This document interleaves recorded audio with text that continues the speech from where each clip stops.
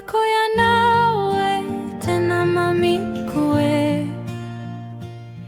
Tena tiako indrindra mahalala ny foko ianao Jesosio.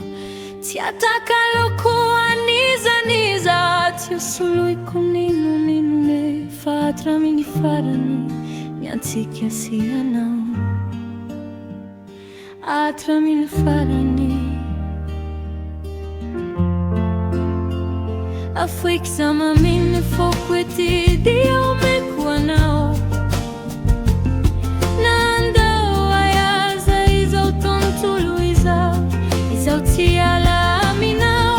Nafaly aho, nalahelo aho teo fonanao.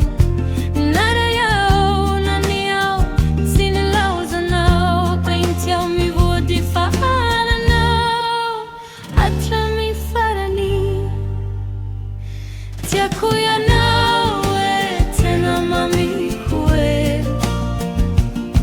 Tena tiako indrindra mahalala ny foko ianao Jesosio. Tiataka loko anizaniza, tsy hosoloiko ninonino fa hatramin'ny farany miantsika sy ianao. Hatramin'ny farany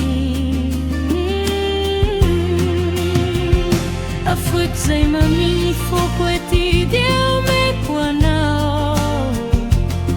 Nandao aiza izao tontolo izao tsy ala aminao. Nafaly aho, nalahelo aho teo fonanao. Narary aho, nany aho, tsy nolaozanao. Painty aho mivany farany aho teo farany.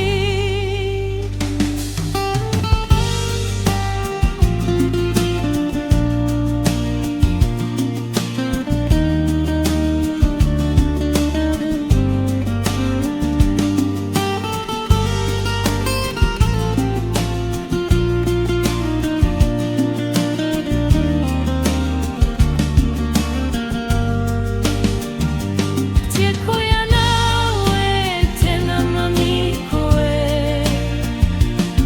Tena tiako indrindra mahalala ny foko ianao Jesosio. Tiataka loko anizaniza, tsy hosoloiko ninonino fa hatramin'ny farany miantsika sy ianao. Hatramin'ny farany tiako ianao e, tena mamiko e. Tena tiako indrindra mahalala ny foko ianao Jesosio.